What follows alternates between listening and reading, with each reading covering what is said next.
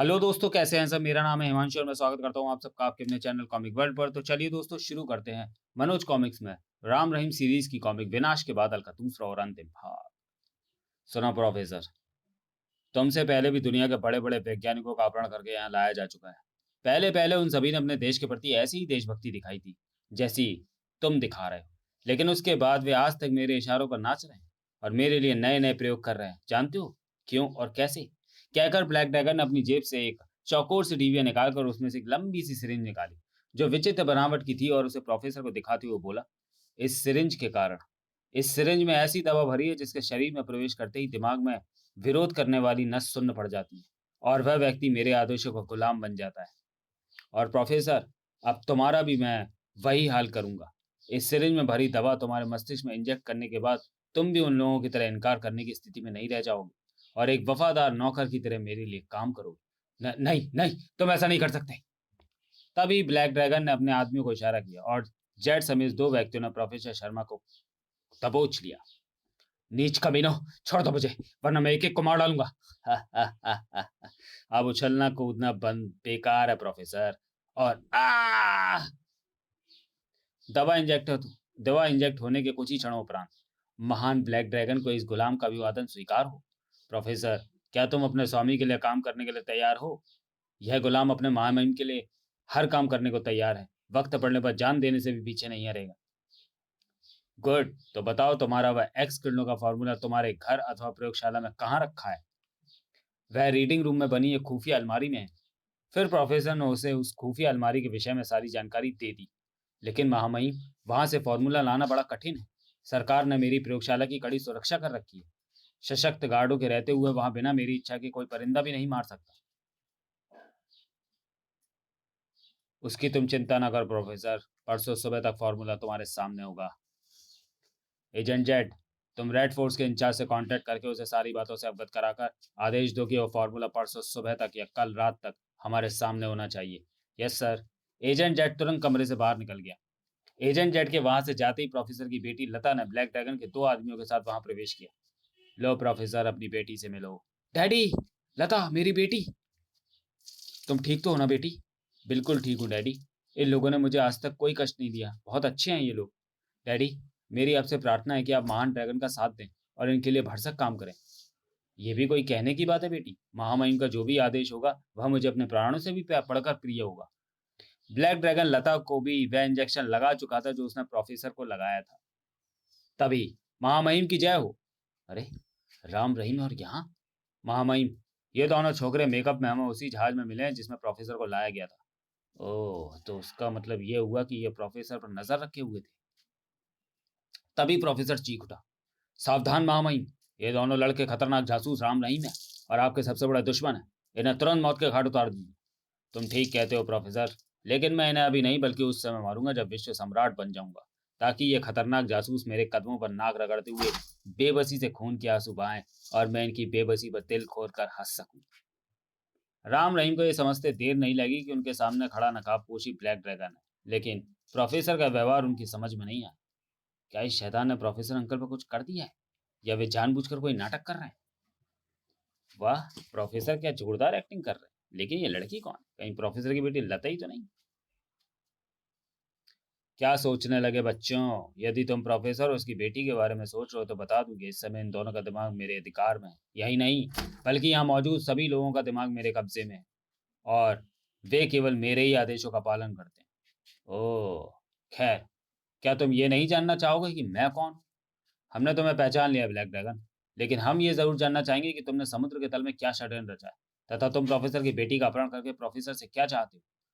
Professor से मैं उनका आविष्कार चाहता था जो अब मुझे जल्द ही प्राप्त हो जाएगा। और रही यहाँ षड्यंत्र रचने की बात, तो वह भी सुन लो प्यारे बच्चों। मैं यहाँ विश्व फतेह करने की तैयारी कर रहा हूँ और सर्वप्रथम हिंदुस्तान को फतेह करके मैं विश्व सम्राट बनने के लिए पहला कदम उठाऊंगा। उसके बाद एक एक करके सारे राष्ट्र मेरे शिकार बनेंगे। ऐसा होना नामुमकिन है ब्लैक ड्रैगन। पूरे विश्व से एक साथ टक्कर लेना केवल सपने के सिवाय और कुछ नहीं। हाँ ब्लैक ड्रैगन, तुम्हारी बातें बिल्कुल हास्यास्पद लगती हैं। मेरी मानो तो अब भी वक्त है। यह सब छोड़ छाड़ कर अपने आप को कानून के हवाले कर दो, वरना बाद में पछताने का भी मौका नहीं मिलेगा। तुम दोनों अभी मेरी शक्ति से परिचित नहीं छोकरो, वरना मुझे ऐसी बचकाना सलाह देने की हिम्मत कदापि नहीं करते। खैर, सुबह होने में कुछ ही समय बाकी है, फिर मैं तुम्हें अपनी शक्ति का नजारा एक बार जरूर दिखाऊंगा। सैनिकों, इन्हें ले जाओ और कैद खाने में डाल दो, लेकिन ध्यान रहे, जब तक मैं ना कहूं इन्हें हमारे कैद खाने में कोई तकलीफ नहीं होनी चाहिए। ये जो भी ये जो कुछ खाना पीना चाहे इन्हें दे देना, परंतु सावधान, ये दोनों बहुत चालाक और खतरनाक लड़के हैं, अतः इनकी निगरानी में किसी किस्म की कोई लापरवाही नहीं होनी चाहिए। जो आज्ञा मामई। जाओ बच्चों, अब जाकर आराम करो, कल दिन के समय फिर मुलाकात हो। दूसरी मुलाकात का हमें भी उत्सुकता से इंतजार रहेगा, प्यारे काले जानवर। सैनिक राम रहीम को लेकर वहां से चले गए। जिस लता मिस लता, अपने पिता को अपने कमरे में ले जाओ। अब अपने पिता की देखभाल का जिम्मा तुम्हारा है। इन्हें जिस किसी भी वस्तु की आवश्यकता हो उपलब्ध कराने दो। मेरे सैनिक हर समय तुम दोनों की सेवा में तत्पर रहेंगे। धन्यवाद, सिनूर। और लता अपने पिता एवं साथ आए सैनिकों के साथ वापस लौट पड़ी। कल दिन को मैं राम रहीम के सामने संपूर्ण एशिया को एक चुनौती दूंगा, फिर देखूंगा कि उसका परिणाम क्या निकलता है। राम रहीम को एक इमारत के भीतर बने कैद खाने में डाल दिया गया। उस पूरे कैद खाने में शायद वही तो कैदी थे। किसी चीज की जरूरत हो तो मांग लेना। जब सैनिक उनकी कोठरी से हट गए, आश्चर्य भैया, इस पूरे कैद खाने में केवल हम ही तो कैदी हैं। शायद तुमने ब्लैक ड्रैगन की बात ध्यान से नहीं सुनी रही। उसने कहा था कि यहाँ मौजूद सभी लोगों के दिमाग उसके अधिकार में है। फिर भला किसी को कैदी बनाने की उसे क्या जरूरत? यदि ऐसी बात है तो उसने हमारे दिमागों पर काबू पाने की कोशिश क्यों नहीं की, जबकि ऐसा करने से उसे हमसे भी कोई खतरा नहीं रह जाता। शायद ये जताने के लिए कि हम उसके सामने किसी चूहे से अधिक महत्व नहीं रखते और उसे हमारी कोई परवाह नहीं। इसका मतलब तो ये हुआ राम भैया कि उसे इस बात का पूरा विश्वास है कि लाख चाहने के बावजूद भी हम उसका कुछ नहीं बिगाड़ सकते। हाँ, वह अपनी शक्ति के घमंड में चूर है, और यही घमंड एक दिन रावण की तरह उसे भी ले डूबेगा। यहाँ से आजाद होने और ब्लैक ड्रैगन से टक्कर लेने के लिए कोई उपाय सोचा? कल एक बार उसकी शक्ति का नमूना देख लूं, फिर कोई उपाय सोचूंगा। चलो अब सो जाओ। फिर दोनों अपने अपने बिस्तर पर लेट गए। उसके बाद कब उन दोनों की आंख लग गई, उसका उन्हें होश ही नहीं रहा। अगले दिन जब राम रहीम सोकर उठे तो सुबह के 11 बज चुके थे। उस कैद खाने के भीतर ही बाथरूम और टॉयलेट भी बने थे, अतः दोनों ने नित्य क्रिया से फारिग होने में देर नहीं लगाई। हम तो तैयार हो गए, लेकिन वे सैनिक? परंतु अभी रहीम अपनी बात भी पूरी नहीं कर पाया था कि लो, वो भी आ गए। शायद हमारे लिए नाश्ता पानी लाएं। अरे भाई जल्दी लाओ ना, पेट में चूहे बुरी तरह उछल कूद मचा रहे हैं। अंदर आकर सैनिकों ने राम रहीम के अ, बेड के बगल एक मेज रखकर उस पर नाश्ता लगा दिया। जल्दी से नाश्ता कर लो, उसके बाद तुम्हें मामा के पास चलना है। ठीक है, तुम बाहर जाकर हमारे नाश्ते से निपटने का इंतजार करो। हम नहीं चाहते कि खाते समय तुम में से किसी की नजर हमें लगे। सैनिक खामोशी से कैद खाने से बाहर चले गए और राम रहीम नाश्ता करने में जुट गए। जब वे नाश्ता आदि से फारिग हुए तो सैनिक उन्हें संगीनों के साय में कैद खाने से निकालकर एक तरफ चल पड़े। कुछ देर बाद सैनिक राम रहीम को लेकर जिस कमरे में पहुंचे, वहां ब्लैक ड्रैगन के साथ साथ प्रोफेसर शर्मा और उनकी बेटी लता भी मौजूद थी। कहो प्यारे बच्चों, रात कैसी गुजरी? कोई तकलीफ तो नहीं हुई तुम्हें कैद खाने में, जहां तुम जैसे शैतानों का साया इंसानों के रूप में मौजूद हो? भला वहां किसी को क्या तकलीफ हो सकती है प्यारे काले ड्रैगन? फिलहाल मैं तुम्हारी किसी बात का बुरा नहीं मानूंगा बच्चे, क्योंकि मुझे विश्वास है कि एक बार मेरे स्टेशन और शक्ति का नमूना देखने के पश्चात ऐसी बेहूदी बकवास करने की कल्पना तक नहीं करोगे। तो अब आओ, मैं तुम्हें अपने स्टेशन की एक झलक दिखा दूं। हाँ हाँ, चलो भाई, हम भी देखना चाहते हैं कि आखिर तुम अपनी कौन सी मूर्खता पर इतना इतरा रहे हो। चुप रहो रहीम, ज्यादा बोलना कभी कभी नुकसानदेह बन जाता है। राम और रहीम की बात सुनकर ब्लैक ड्रैगन मन ही मन मुस्कुराकर रह गया। फिर वह उसी इमारत के भीतर कई मार्गों से होकर प्रोफेसर, उनकी बेटी लता और राम रहीम के साथ एक ऐसे बड़े से हॉल में पहुंचा जहां बीसियों व्यक्ति तरह तरह के प्रयोगों में जुटे हुए थे। उनके वहां पहुंचने पर ब्लैक ड्रैगन को देखते ही उन्होंने एक बार सर झुकाकर उसका अभिवादन किया और पुनः अपने अपने कार्यों में जुट गया। इन लोगों को देख रहे हो राम रहीम? ये दुनिया के सर्वश्रेष्ठ, योग्य और महान वैज्ञानिक हैं, तथा इस समय मेरे लिए तरह तरह के अद्भुत आविष्कार प्रयोग करने में जुटे हुए हैं। जिस दिन इनके आविष्कार पूरे हो जाएंगे, उस दिन मैं दुनिया का सर्वशक्तिमान व्यक्ति हो जाऊंगा। उसके बाद ब्लैक ड्रैगन उन्हें उस हॉल से लेकर एक दूसरे बड़े हॉल में पहुंचा। यह दुनिया के सबसे होनहार, बुद्धिमान और अपने अपने काम में एक्सपर्ट इंजीनियर व मैकेनिक है, जो मेरे लिए ऐसे ऐसे खतरनाक लड़ाकू विमानों और रॉकेटों का निर्माण कर रहे हैं जो मन की गति से भी तेज रफ्तार से उड़ने की क्षमता रखते हैं। इस समय तो तुम इन्हें बनते हुए देख रहे हो, लेकिन जब ये तैयार होकर उड़ान भरेंगे तो इन पर दृष्टि रखना मुश्किल हो जाएगी। इसमें खास बात यह है कि ये होगी कि दुनिया का कोई भी रडार इन्हें कैच नहीं कर पाएगा। फिर ब्लैक ड्रैगन उन्हें लेकर तीसरे हॉल में पहुंचा। अंत में ब्लैक ड्रैगन उन्हें लेकर एक ऐसे हॉल में पहुंचा जहां चारों तरफ यंत्रों और मशीनों का जाल से फैला हुआ था, और पचासों व्यक्ति उन यंत्रों और मशीनों के समक्ष बैठे अपने अपने कार्य में जुटे हुए थे। और ये है मेरा शक्तिशाली स्टेशन, जिसका नाम मैंने स्टेशन जीरो रखा है।